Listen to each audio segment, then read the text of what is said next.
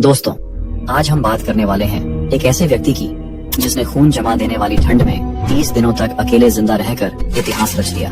हालात इतने भयावह थे कि जिंदा रहने के लिए उसे अपने ही कुत्तों का मांस खाना पड़ा। इस व्यक्ति की कहानी इतनी चर्चित हुई कि ऑस्ट्रेलिया के $100 के नोट पर भी इनकी तस्वीर को जगह दी गई। चौंकाने वाली बात यह है कि पहले इस व्यक्ति ने 30 दिन अकेले सरवाइव किया और इसके बाद मजबूरी में उसे 6 साथियों के साथ पूरे 1 साल तक उसी जानलेवा ठंड में रहना पड़ा। यह घटना इतनी डरावनी है कि इसे सुनकर रूह कांप जाती है और रोंगटे खड़े हो जाते हैं। तो दोस्तों, वीडियो को अंत तक जरूर देखें। और वीडियो शुरू करने से कहानी शुरू होती है सन 1912 में, जब अंटार्कटिका को पृथ्वी का सबसे दुर्गम, रहस्यमयी और खतरनाक महाद्वीप माना जाता था। उस समय इस बर्फीले महाद्वीप के भीतर तक जाना मानव क्षमता की अंतिम सीमा को छूने जैसा था। तापमान 0 से कई दर्जे नीचे रहता था, हवाएं तूफान की तरह चलती थीं और जमीन के नीचे गहरी बर्फीली दरारें छिपी रहती थीं, जिनका अनुमान लगाना लगभग असंभव था। इसी दौर में ऑस्ट्रेलिया के प्रसिद्ध वैज्ञानिक और भूवैज्ञानिक डगलस मॉसन ने अंटार्कटिका के वैज्ञानिक अध्ययन के लिए एक बड़े अभियान की योजना बनाई। मॉसन केवल साहसिक अन्वेषक नहीं थे, बल्कि वे पृथ्वी विज्ञान के गहरे जानकार थे। उनका उद्देश्य अंटार्कटिका की जमीन, चट्टानों, हिमनदों और मौसम की संरचना को समझना था, ताकि भविष्य में मानव इस महाद्वीप के रहस्यों को जान सके। इस उद्देश्य से उन्होंने ऑस्ट्रेलेशियन एंटार्कटिक एक्सपीडिशन की शुरुआत की। इस अभियान में कुल 31 लोग शामिल थे, जिनमें वैज्ञानिक, इंजीनियर, नाविक और सहायक कर्मचारी थे। ये पूरा दल ऑस्ट्रेलिया से समुद्री जहाज ऑरोरा के माध्यम से अंटार्कटिका के लिए रवाना हुआ। कई हफ्तों की कठिन समुद्री यात्रा के बाद जहाज अडेली लैंड के तट पर पहुंचा। यहीं पर केप डेनिसन नामक स्थान पर मुख्य आधार शिविर स्थापित किया गया। यह इलाका बाद में दुनिया की सबसे तेज हवाओं वाले क्षेत्रों में गिना गया। कई बार हवाओं की गति इतनी अधिक होती थी कि इंसान का खड़ा रहना भी मुश्किल हो जाता था। फिर भी यही शिविर पूरे अभियान का संचालन केंद्र बना। वैज्ञानिक अध्ययन को आगे बढ़ाने के लिए मुख्य शिविर से अलग अलग दिशाओं में छोटे छोटे दल भेजे जाने थे। इन्हीं में से एक अत्यंत महत्वपूर्ण दल था फार ईस्टर्न पार्टी। इस दल का नेतृत्व स्वयं डॉक्टर डगलस मॉसन कर रहे थे। यह एक छोटा लेकिन अत्यधिक जोखिम भरा दल था, जिसमें केवल 3 लोग शामिल थे। इस दल में डगलस मॉसन के साथ दूसरा सदस्य था बेलग्रेव निनिस। निनिस एक अनुभवी ब्रिटिश नौसैनिक अधिकारी थे और उन्हें कुत्तों द्वारा खींची जाने वाली स्लेज को संभालने का विशेष अनुभव था। तीसरे सदस्य थे जेवियर मर्च, जो स्विट्जरलैंड के निवासी थे। वे एक कुशल पर्वतारोही, स्की विशेषज्ञ और शारीरिक रूप से अत्यंत सक्षम व्यक्ति थे। इन तीनों को जानबूझकर इस तरह चुना गया था कि टीम में नेतृत्व, तकनीकी अनुभव और शारीरिक क्षमता का संतुलन बना रहे। इन तीनों का लक्ष्य था केप डेनिसन स्थित मुख्य शिविर से पूर्व दिशा में अंटार्कटिका के भीतर तक जाकर जमीन का सर्वेक्षण करना। उन्हें लगभग 300 मील यानी करीब 480 किलोमीटर की दूरी तय करनी थी और फिर उसी मार्ग से वापस लौटना था। यह पूरी यात्रा उन्हें पैदल नहीं, बल्कि कुत्तों द्वारा खींची जाने वाली स्लेज के सहारे करनी थी। उनके पास 2 स्लेज थीं और कुल 6 कुत्ते थे। स्लेज पर सीमित मात्रा में भोजन, ईंधन, तंबू और वैज्ञानिक उपकरण रखे गए थे। ज्यादा सामान ले जाना संभव नहीं था, क्योंकि अधिक भार स्लेज की गति को धीमा कर देता और कुत्तों की क्षमता पर असर डालता। सभी को यह विश्वास था कि दल निर्धारित समय में सुरक्षित वापस लौट आएगा। नवंबर 1912 में यह तीनों मुख्य शिविर से रवाना हुए। शुरुआती दिनों में यात्रा सामान्य रही। हर दिन वे कई किलोमीटर आगे बढ़ते, रास्ते को चिह्नित करते, वैज्ञानिक माप लेते और शाम होते ही टेंट लगाकर विश्राम करते थे। जैसे जैसे दिन बीतते गए, वे मुख्य शिविर से और दूर निकलते चले गए। चारों ओर केवल बर्फ का अनंत विस्तार था। न कोई पेड़, न कोई पहाड़, न कोई जीवन का संकेत। लगभग 3 सप्ताह यानी करीब 20 से 22 दिनों तक यह यात्रा बिना किसी बड़ी दुर्घटना के चलती रही। लेकिन इस दौरान खतरा लगातार बढ़ता जा रहा था। ऊपर से जमीन मजबूत दिखाई देती थी, लेकिन उसके नीचे छिपी हुई क्रेवास किसी भी समय मौत का कारण बन सकती थी। 14 दिसंबर 1912 को यात्रा के लगभग 3 सप्ताह बाद वह भयावह घटना घटी जिसने सब कुछ बदल दिया। उस दिन आगे चल रहे बेलग्रेव निनिस अपनी स्लेज के साथ अचानक बर्फ से ढकी एक गहरी दरार में गिर गए। ये सब इतना अचानक हुआ कि किसी को संभलने का मौका तक नहीं मिला। निनिस के साथ उनकी स्लेज भी उसी दरार में समा गई। उस स्लेज पर दल का अधिकांश भोजन, तंबू, ईंधन और जरूरी उपकरण रखे हुए थे। कई कुत्ते भी उसी के साथ नीचे गिर गए। कुछ ही पलों में दल के संसाधन लगभग समाप्त हो चुके थे। डॉ डगलस मॉसन और जेवियर मर्ट्स तुरंत दरार के किनारे पहुंचे। उन्होंने नीचे झांककर निनिस को जोर जोर से पुकारा।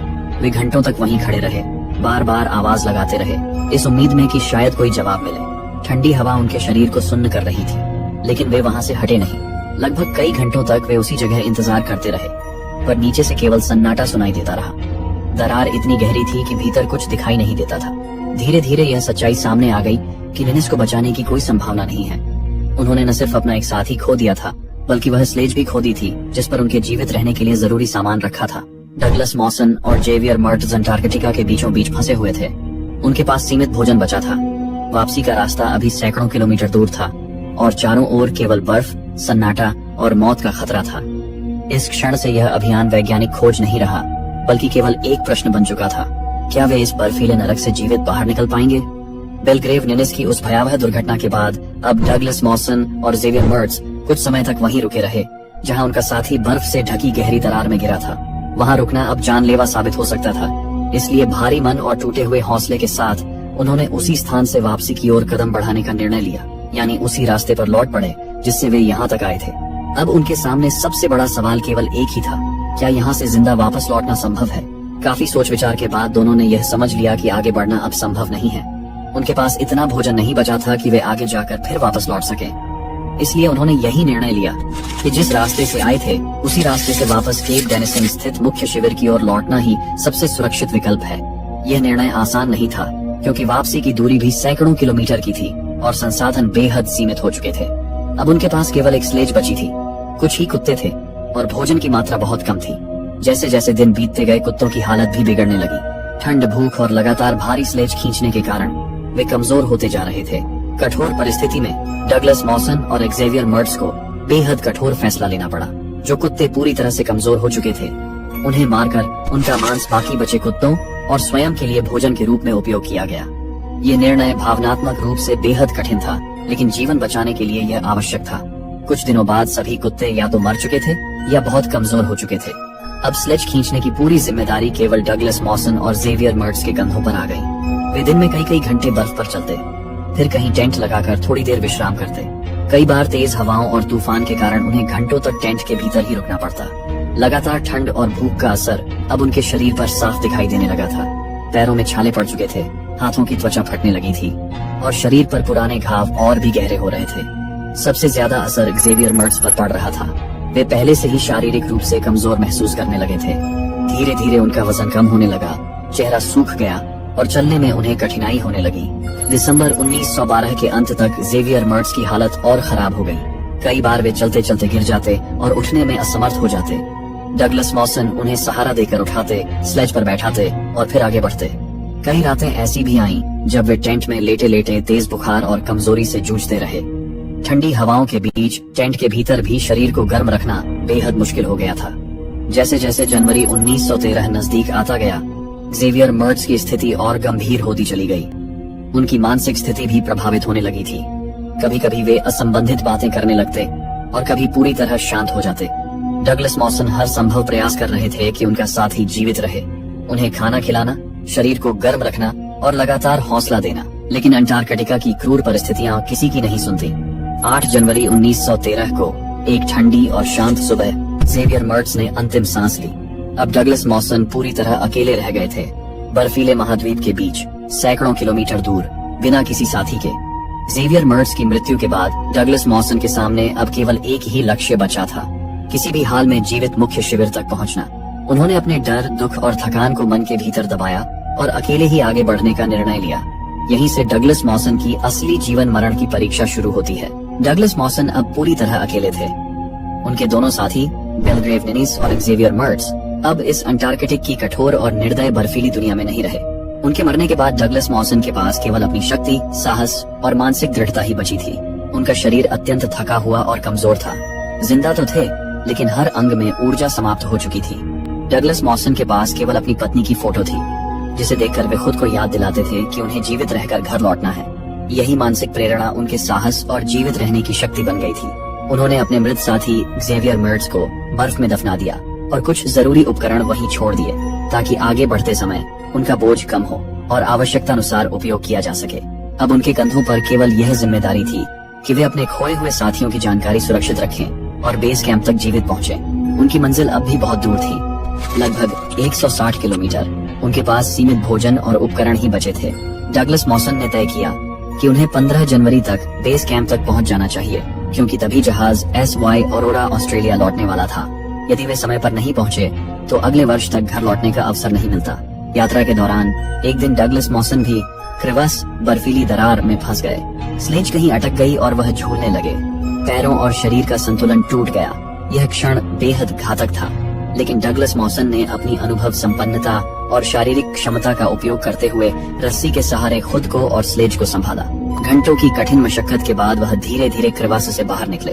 इस दौरान उनके सामने बार बार वह भयंकर दृश्य आता था। पहले अपने 2 साथियों को खोना और फिर खुद मौत के मुंह से लड़ते हुए बाहर निकलना। चारों तरफ बर्फ का अनंत विस्तार और सन्नाटा था। उनके पैरों में पूरी तरह छाले बन चुके थे।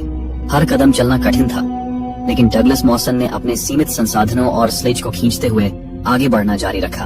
1 फरवरी 1913 तक वह अलाडिन केव्स पहुंचे, जो बेस कैंप से लगभग 40 किलोमीटर दूर थे। यह जगह उनके साथियों द्वारा पहले स्थापित अस्थायी कैंप थी। यहाँ सीमित मात्रा में भोजन, ईंधन और कुछ जरूरी सामान पड़ा हुआ था, जो अंत में उनके लिए मुश्किल हालात में काम आने वाली चीजें साबित हुई। डगलस मॉसन ने यहाँ कुछ दिन गुजारे, अपने शरीर को थोड़ा आराम दिया और उपलब्ध संसाधनों का उपयोग करते हुए आगे की तैयारी की। फिर वह बेस कैंप की ओर बढ़े। चारों तरफ केवल बर्फ और तेज हवाएं थीं। उनके जख्मी पैरों और छाले हुए हाथों के बावजूद मानसिक दृढ़ता और साहस ने उन्हें रोकने नहीं दिया। धीरे धीरे और सावधानी पूर्वक बेस कैंप की ओर बढ़ते रहे। जब यह व्यक्ति आगे बढ़ रहा था, उसने बर्फीली जगह पर रखा हुआ कुछ भोजन देखा, कुछ फल और कुछ रोटियां। यह भोजन उसके ही दोस्तों ने पहले यहाँ छोड़ दिया था, ताकि रास्ते में लौटने वाले को मिल सके और आगे का सफर थोड़ा आसान हो जाए। जब डगलस मॉसन बेस कैंप पहुंचे, उन्होंने दूर से आसमान में उड़ता हुआ काला धुआं छोड़ता SY ऑरोरा जहाज देखा, जो ऑस्ट्रेलिया लौट रहा था। जहाज बेस कैंप से कुछ घंटे पहले ही निकल चुका था और अब काफी दूर जा चुका था। डगलस मॉसन कुछ घंटे की देरी से पहुंचे थे, जिसके कारण वह उस जहाज तक नहीं पहुंच सके। उस क्षण उनकी आखिरी उम्मीद भी आंखों के सामने टूटती हुई दिखाई दी। यह जहाज बेस कैंप से इस कारण लौट रहा था क्योंकि उस समय मौसम तेजी से अत्यंत खतरनाक रूप ले रहा था। यदि जहाज को कुछ और समय तक वहीं रोका जाता, तो अत्यधिक ठंड और जमती हुई बर्फ के कारण उसके पूरी तरह से फंस जाने का गंभीर खतरा था। इसी कारण SY ऑरोरा को मजबूरन ऑस्ट्रेलिया की ओर लौटना पड़ा, ताकि सुरक्षित मौसम आने पर अगले वर्ष फिर से वापस आया जा सके। बेस कैंप पर उस समय डगलस मॉसन अकेले नहीं थे। वहाँ उनके साथ कुल 6 अन्य लोग भी मौजूद थे। जहाज को जाते हुए देखकर इन सभी लोगों ने मिलकर वायरलेस कम्युनिकेशन के माध्यम से संपर्क करने का प्रयास किया। सभी ने पूरी कोशिश की कि किसी भी तरह जहाज तक संकेत पहुंच जाए, लेकिन लगातार बिगड़ते मौसम, तेज हवाओं, बर्फीले तूफान और कमजोर संकेतों के कारण उनका संदेश जहाज तक स्पष्ट रूप से नहीं पहुंच सका। कई बार संपर्क बना, लेकिन वह अधूरा और अस्थिर रहा, जिससे जहाज को उनकी स्थिति की सही जानकारी नहीं मिल पाई। अब यह पूरी तरह स्पष्ट हो चुका था कि SY ऑरोरा उस समय वापस नहीं आएगा। इसका अर्थ यह था कि डगलस मॉसन और बेस कैंप पर मौजूद ये 7 लोग इसी स्थान पर पूरे 1 वर्ष तक फंसे रहने वाले थे। सौभाग्य से बेस कैंप पर सभी लोगों के लिए पर्याप्त संसाधन पहले से मौजूद थे। वहाँ 1 वर्ष तक जीवित रहने के लिए आवश्यक भोजन, ईंधन, तंबू, भेड़ बकरियां और अन्य जरूरी उपकरण सुरक्षित रखे गए थे। इन्हीं संसाधनों के सहारे डगलस मॉसन और उनके साथी उस भीषण वातावरण में लगभग 1 वर्ष तक टिके रहे। इस 1 वर्ष के दौरान उन्होंने अंटार्कटिका के कठोर प्राकृतिक वातावरण का गहन अध्ययन किया। उन्होंने बर्फ और हिमनदों की संरचना, मौसम के अचानक बदलते स्वरूप, तापमान की चरम स्थितियों, वहाँ पाए जाने वाले जीव जंतुओं और भूगर्भीय संरचनाओं के बारे में महत्वपूर्ण जानकारी एकत्र की। इस अवधि में किए गए अध्ययन ने अंटार्कटिका को समझने में वैज्ञानिकों को नई दिशा दी। अंततः दिसंबर 1913 में अनुकूल मौसम के साथ SY ऑरोरा फिर से लौटा और डगलस मॉसन सहित बेस कैंप पर मौजूद सभी लोगों को सुरक्षित बाहर निकाला गया। यह घटना केवल एक बचाव अभियान नहीं थी, बल्कि यह मानव धैर्य, समझदारी और कठिन परिस्थितियों में सही निर्णय लेने की क्षमता का जीवंत उदाहरण बन गई।